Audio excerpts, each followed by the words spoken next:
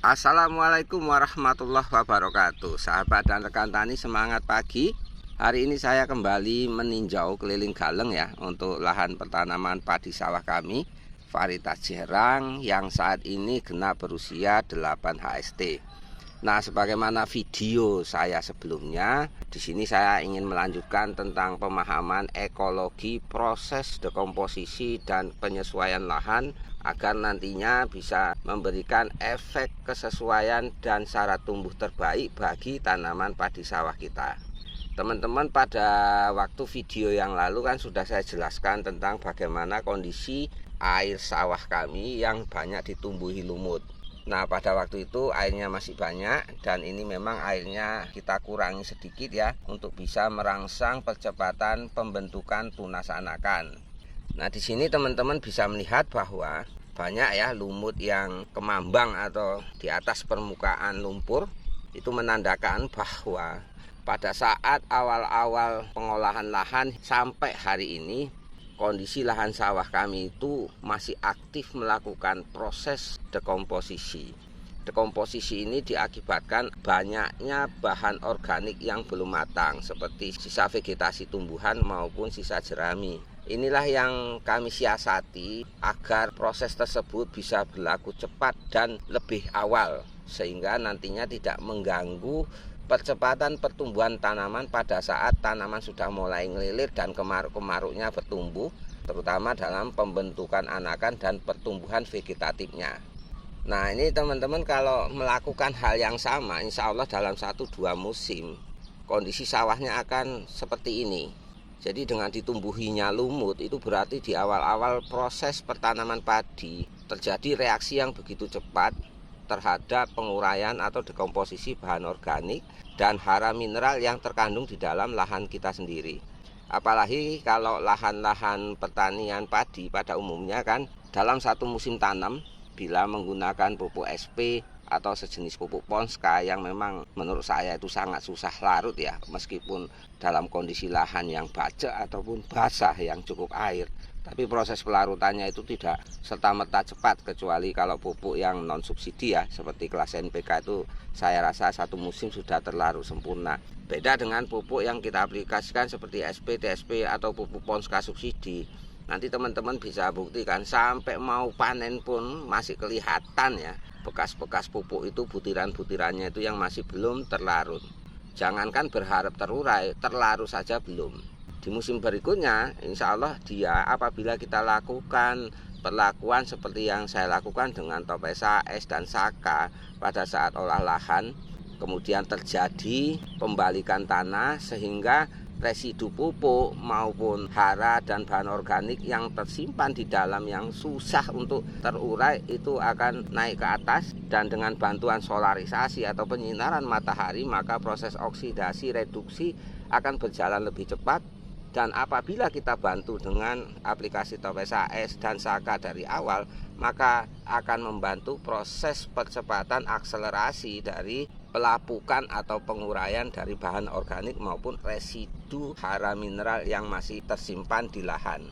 Pada waktu proses tersebut akan terjadi penurunan pH secara drastis. Nah, inilah yang sering terjadi pada lahan sawah kita, terutama di MT2 atau balik damen. Mengingat kondisi tersebut akan terjadi seiring proses penyinaran matahari dan pembalikan tanah. Bila tidak kita siasati dengan percepatan prosesnya, maka siklusnya akan berjalan secara alamiah.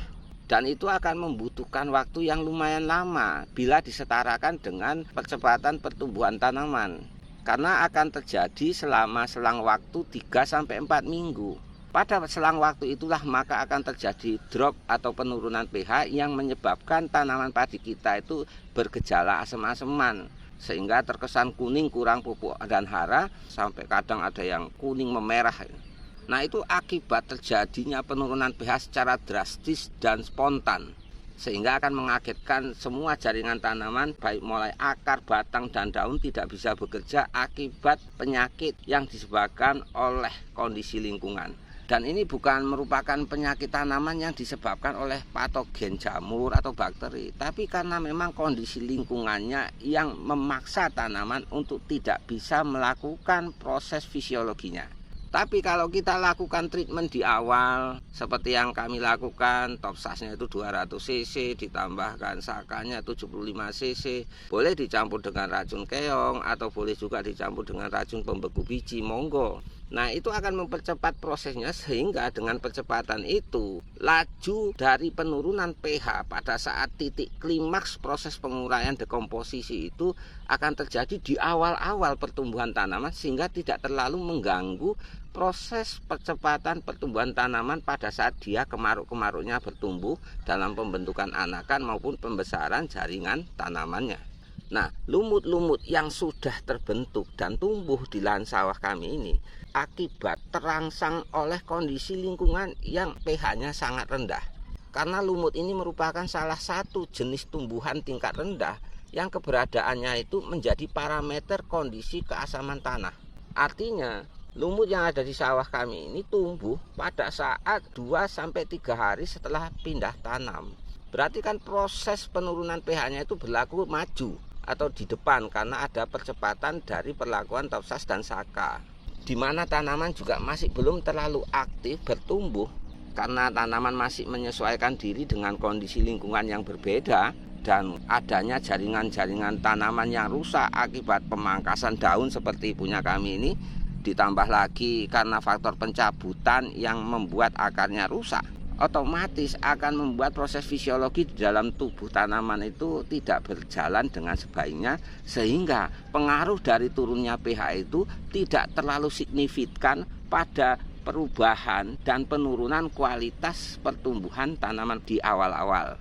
Kemudian dengan tumbuhnya lumut yang begitu pesat di awal-awal hingga saat ini sangat menguntungkan bagi kita sebagai petani, terutama dalam menghemat penggunaan pupuk. Sebagaimana yang kita pahami bersama bahwa lumut itu juga mengandung klorofil yang pastinya juga membutuhkan nitrogen. Hanya saja tidak sama bentuk senyawa kimianya dengan yang dibutuhkan tanaman.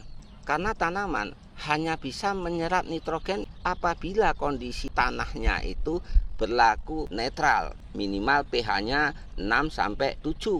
Sedangkan lumut yang dikatakan sebagai tumbuhan perintis, dia bisa mendapatkan nitrogen dengan cara mengambil dan mengurainya bahkan dari bebatuan sekalipun. Apalagi ini pada kondisi terjadi drop atau penurunan pH, sehingga akan terdapat banyak nitrogen dari hasil dekomposisi meskipun belum matang dan belum sempurna menjadi hara tersedia bagi tanaman, tapi bagi lumut itu sudah sangat-sangat tersedia. Dan pada akhirnya lumut yang tumbuh pesat di lahan sawah kita inilah yang akan menguntungkan, karena lumut ini sangat-sangat membutuhkan nitrogen dan fosfat untuk proses tumbuh kembangnya. Dan seperti yang saya jelaskan tadi, kelebihan lumut ini bisa memanfaatkan nitrogen dan fosfat meski dalam kondisi lingkungan yang ekstrim, terutama pada saat kondisi pH rendah atau keasaman yang tinggi, sehingga bisa mampu tumbuh dan berkembang dengan memanfaatkan unsur hara yang belum matang sekalipun. Makanya lumut bisa tumbuh di batu, bahkan bisa meremukkan batu yang ditumbuhinya.